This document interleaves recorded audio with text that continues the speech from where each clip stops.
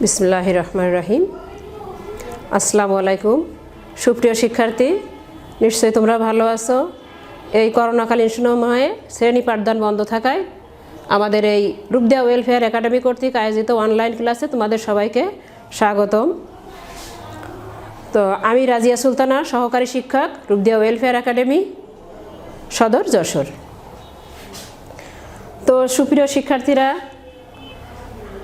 আমি আজ তোমাদের এই অনলাইন ক্লাসে সকলকে স্বাগতম জানাচ্ছি। সকলকে স্বাগতম।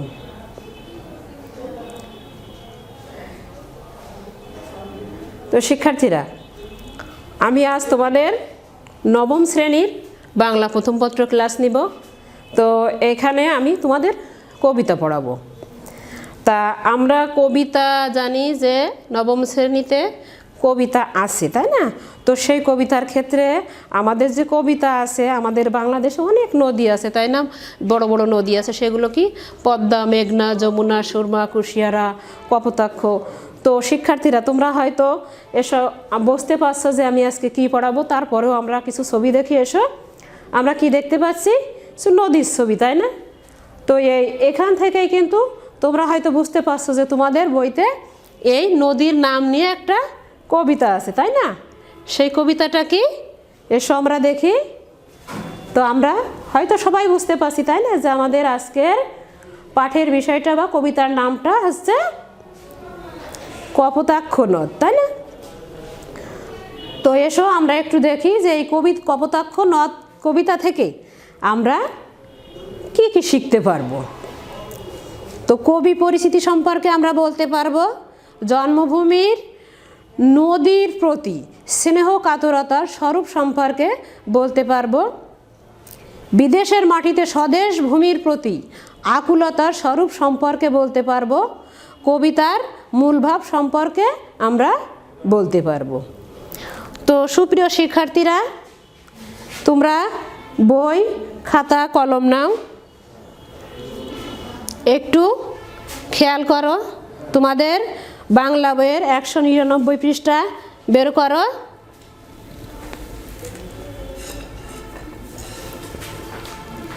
দেখো আছে কি? কপোতাক্ষ নদ, তাই না? তো এই কপোতাক্ষ নদ কবিতাটা লিখেছেন কবি মাইকেল মধুসূদন দত্ত। কবি মাইকেল মধুসূদন দত্তের আমরা তার জন্ম সম্পর্কে বা তার পরিচয়টা আমরা একটু জেনে নেব। কবি মাইকেল মধুসূদন দত্ত দেখো কি 25শে জানুয়ারি 1824 খ্রিস্টাব্দে যশোর জেলার সাগরদাড়ি গ্রামে জন্মগ্রহণ করেন, তাই না? তার জন্মস্থানটা কি? যশোর জেলার সাগরদাড়ি গ্রামে। কবি 1842 সালে তিনি খ্রিস্টান ধর্মে দীক্ষিত হন। বাংলা কাব্যে অমৃতাক্ষর ছন্দের প্রবর্তক তিনি সনেটের প্রবর্তক। তার মৃত্যু হয় 19শে জুন 1873 খ্রিস্টাব্দে। তো কবি যখন স্কুল জীবন শেষ করেন তখন তিনি কি কলকাতা হিন্দু কলেজে ভর্তি হন। সেখানে তিনি অধ্যয়নকালে ইংরেজি সাহিত্যের প্রতি তার বেশ একটা অনুরাগ জাগে। তখন থেকেই কিন্তু তিনি মনে করেন যে আমি বিদেশ যাব বা পাশ্চাত্যে যাবে, যে সেখানে কি হলো তার জীবনের প্রতি, তার ইংরেজি ভাষার প্রতি একটা প্রবল আগ্রহ এবং সেই ভাষা সাহিত্যের প্রতিও তার আবেগ। সেখান থেকে কিন্তু তিনি ইংরেজি ভাষা সাহিত্য রচনায় উদ্বুদ্ধ হন। পরবর্তীকালে জীবনের বিচিত্র যে কষ্টকর একটা অভিজ্ঞতা হয় কবির, সেখান থেকেই কিন্তু আবার সে তার ভুল ভেঙে যায়। বাংলা ভাষায় কাব্য রচনার মধ্যে দিয়ে কিন্তু কবির যে কবি প্রতিভার যে একটা যথার্থ স্বতঃস্ফূর্তি ঘটে। তার যে অমর কীর্তিগুলো রয়েছে সেগুলো এখন আমরা একটু দেখে নেব। দেখো শিক্ষার্থীরা,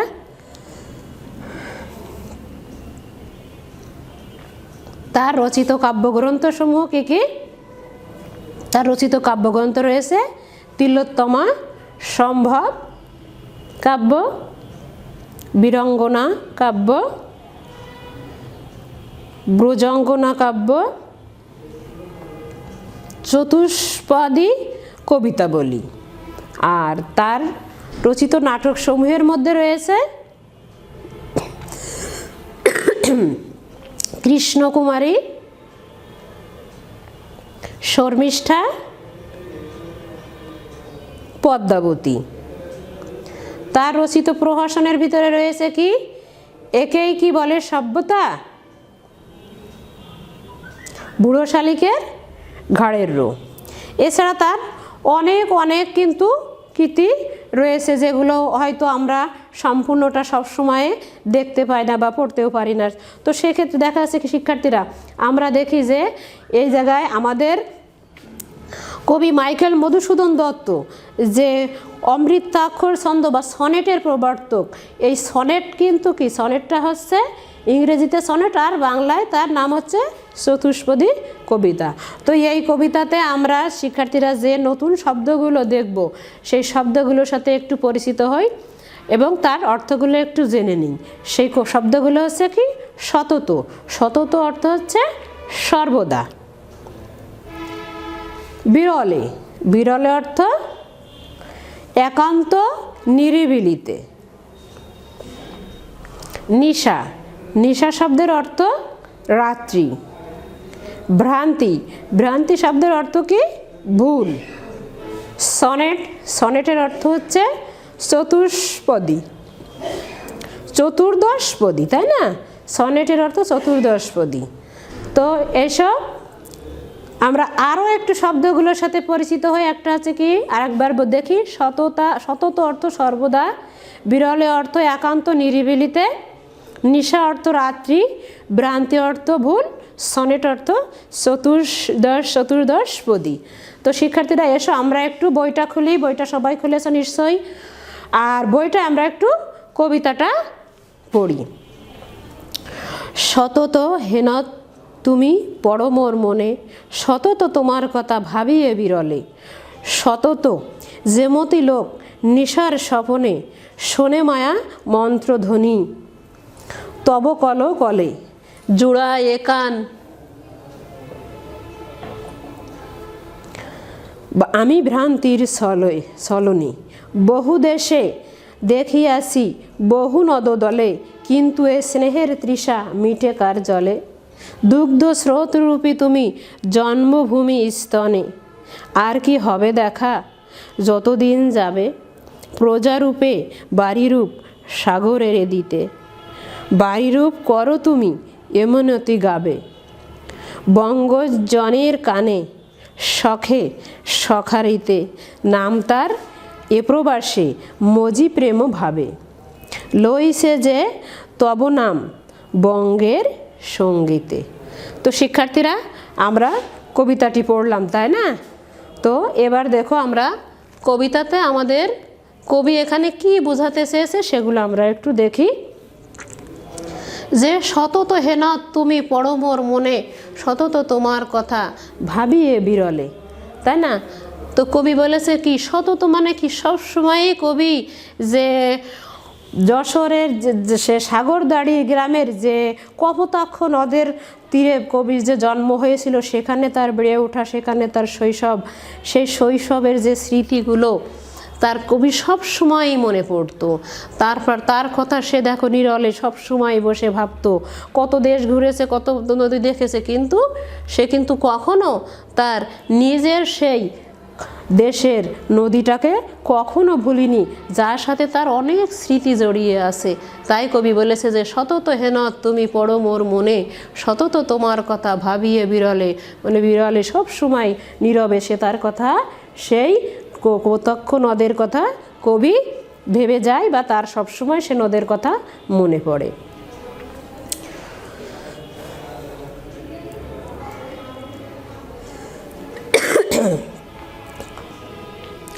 সতত যেমনই লোক নিশার স্বপনে, শোনে মায়া মন্ত্রধ্বনি, তব কলে কলে জুড়ায়ে কান ভ্রান্তির ছলনে। মানে সব সময় কপোতাক্ষ নদের পানির যে কলকল একটা ধ্বনি, সে কিন্তু কবি কখনোই ভোলে না। তার কাছে মায়া মন্ত্র ধ্বনি, মানে একটা ধর্মীয় ধ্বনির মতো মনে হয় তার কাছে সব সময়। আর এই যে নদীর কপোতাক্ষ নদের পাড়ের কবি যে নিশার কথা বলেছে, নিশার স্বপনে মানে কি, রাতের বেলায় যে কবির যে ঘুমের ভিতরেই, নিশার স্বপনে মানে ঘুমের ভিতরে সে মনে করে যে ঘুমের ভিতরেও যেন কবি সেই কপোতাক্ষ নদের কলকল ধ্বনির কথা শুনতে পায়। বহু দেশে দেখিয়াছি বহু নদ দলে, মানে কবি অনেক দেশ ঘুরেছে, অনেক নদী দেখেছে, কিন্তু সে তার নিজের দেশের নদের মতো কোনো নদ দেখতে পায়নি।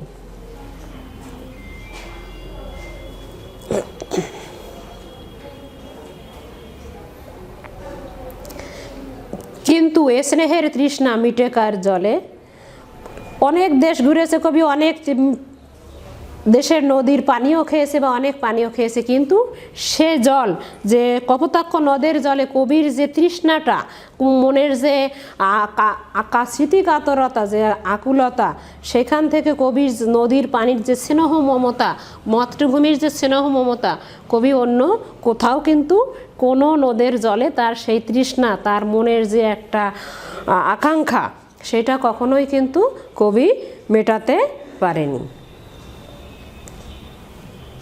দুগ্ধ স্রোতরূপী তুমি জন্মভূমি স্তনে, মানে কবি এখানে কপোতাক্ষ নদের জলকে তার মানে মাতৃ যে আমরা যে ছোটোবেলায় যে বাচ্চারা মায়ের স্তনের দুধ পান করে, সেই দুধ থেকে যে তৃষ্ণাটা মেটে, সেখান থেকে যে আত্মতৃপ্তি, সেই তৃপ্তিটার কথাই কবি এখানে বোঝাতে চেয়েছেন, যে তার জন্মভূমি সেই কপোতাক্ষ নদের যে পানিটা, যে জলটা, সেখান থেকে কিন্তু সে ও তার মায়ের সেই স্তনের দুগ্ধর কথাই সে ভেবেছে, এবং সেখান থেকে সেটাকেই সেই স্রোতরূপী বলেছেন।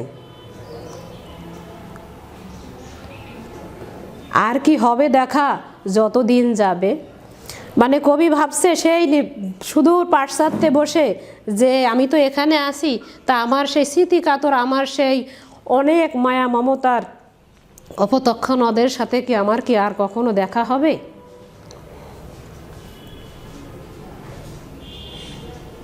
প্রজারূপে রাজরূপ সাগরের দিতে, কবি এখানে বলেছেন প্রজারূপে রাজরূপ সাগরের দিতে, মানে নদী, কপোতাক্ষ নদী তো শেষ পর্যন্ত দেখা যাচ্ছে সব নদীই একসময় কি হয়, সাগরে যেয়ে মিলিত হয়, ঠিক তেমনি কপোতাক্ষ নদের বেলায়ও তার অন্যথায় নয়, কপোতাক্ষ নদও একসময় যে সাগরে মিশেছে। তো কবি এখানে বলেছেন যে কপোতাক্ষ নদের সেই জলটা সাগরে যেয়ে পড়েছে, যেমনভাবে যে প্রজারা এখানে রাজাকে যেমন করে কর দেয়,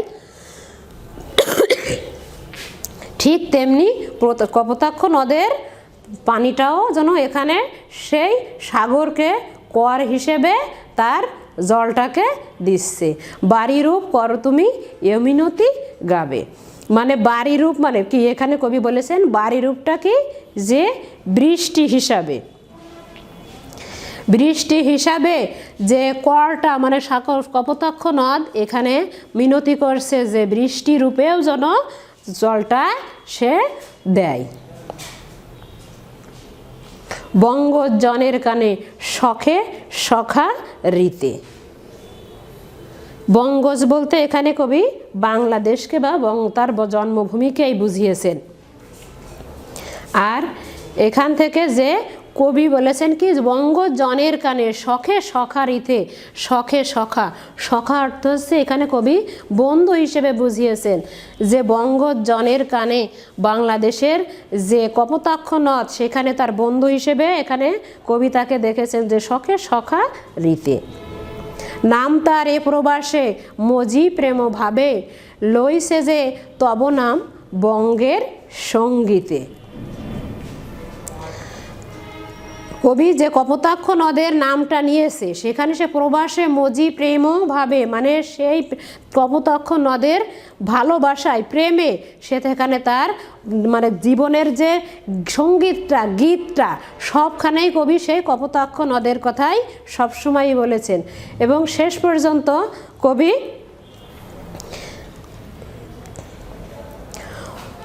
কবি যখন নিজের জীবনটা তিরোধান হয়েছে তখনও কিন্তু কবি সবসময় তার নিজের দেশের যে মানে কপোতাক্ষ নদ বা দেশের মাতৃভূমি সেখানে সেই কবিতার কথা বলেছেন, সেই নদের কথা বলেছেন।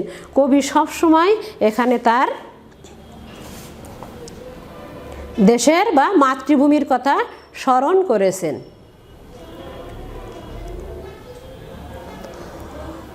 তো আমরা যদি দেখি কপোতাক্ষ নদ কবিতা কিন্তু মাইকেল মধুসূদন দত্তের একটা চতুর্দশীপদী কবিতা। তো এখান থেকে কবি চতুষ্পদ কবিতাবলী থেকে সংগৃহীত হয়েছে এই কবিতাটা। কবি স্মৃতিকাতরতামূলক এই কবিতাটা রয়েছে এখানে। আর এটা হচ্ছে একটা চতুর্দশপদী কবিতা। সেখানে কি থাকে ষষ্ঠক, মানে কি 14 লাইনের একটা কবিতা। সেখানে প্রথম 8 লাইনকে বলে অষ্টক, আর পরে 6 লাইনকে বলে ষষ্ঠক। আর এই ষষ্ঠকের আর অষ্টকের একটা আন্তমিল হচ্ছে কি, যে অষ্টকে থাকে ভাবের প্রবর্তনা আর ষষ্ঠকে থাকে পরবর্তী 6 যে লাইন সেটাকে থাকে পরবর্তী থাকে ভাবের পরিণতি।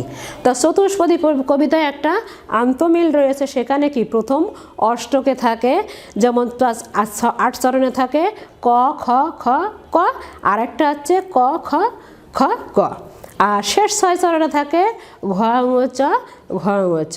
তো এখানে কপোতাক্ষ নদ একটি চতুর্দশপদী কবিতা। এখানে আন্তমিলটা হচ্ছে কি ক খ ক খ ক খ গ, আর শেষ 6 ষষ্ঠকে রয়েছে কি গ ঘ গ ঘ গ ঘ। তো কবি এখানে যে বিদেশের মাটিতে যেও তার নিজের দেশের যে প্রতি একটা আকুল টান, সেই টানটা কিন্তু তিনি সবসময় দেখানোর চেষ্টা করেছেন, বা সবসময় তার কবিতাতে, তার কথাতে, তার আচরণে চলনে বলনে সবসময় কবি তার নিজের দেশের প্রতি যে একটা টান, সেই টানটাই প্রকাশ পেয়েছে। শৈশব কৈশোরের কবির যে স্মৃতি, বেদনা বিদুর স্মৃতি, তার কিন্তু সবসময় তার স্মৃতিকাতরতায় বোঝা যায়। দূরে বসেও তিনি যেন কপোতাক্ষ নদের কলকল সেই ধ্বনি শুনতে পেতেন। তাই সবসময় কবি বলেছেন যে জন্মভূমির এই নদ যেন মায়ের ডোরে, স্নেহ ডোরে তাকে বেঁধেছে, কিছুতেই সে তাকে ভুলতে পারে না। কবির মনে সন্দেহ জাগে আর কি কখনো তার সেই কপোতাক্ষ নদের সাথে দেখা হবে। তো কবি সবিনয় মিনতি সেই মানে কপোতাক্ষ নদের কাছে করে সবসময় যে সে যেন তাকে মনে রাখে। কবি কপোতাক্ষ নদ যেন কবিকে সবসময় মনে রাখে, আর কপোতাক্ষ নদ যেন তার স্বদেশের জন্য হৃদয়ের কাতরতা বঙ্গবাসীর নিকটে ব্যক্ত করে। তো শিক্ষার্থীরা, আমরা আজকে যে পাঠটুকু শিখলাম সেখান থেকে দেখি আমরা কি কি বলতে পারি। কপোতাক্ষ নদ কবিতায় কাকে প্রজা বলা হয়েছে? এখানে কিন্তু প্রজা বলা হয়েছে আমাদের কপোতাক্ষ নদকে। কপোতাক্ষ নদ কবিতাটি কোন কাব্যগ্রন্থ থেকে নেওয়া হয়েছে? চতুর্দশপদী কবিতা থেকে। সনেটের কয়টি অংশ থাকে? সনেটের 2টি অংশ থাকে, একটা হচ্ছে অষ্টক, একটা হচ্ছে ষষ্ঠক। অষ্টকে থাকে কি ভাবের প্রবর্তনা, আর ষষ্ঠকে থাকে ভাবের পরিণতি। আর অষ্টক আসছে প্রথম 8 লাইনকে অষ্টক বলে, শেষের 6 লাইনকে ষষ্ঠক বলে। কবির মনে সর্বদা কোন নদের কথা মনে পড়ে? কবির মনে সর্বদা কপোতাক্ষ নদের কথা, তার জন্মভূমি সেই স্মৃতিকাতরতা বা স্নেহময়ী স্রোতরূপী সেই কপোতাক্ষ নদের কথা। বঙ্গের সঙ্গীতে কার নাম দেওয়া হয়েছে? বঙ্গের সঙ্গীতে কবির জন্মভূমির কপোতাক্ষ নদের নাম দেওয়া হয়েছে।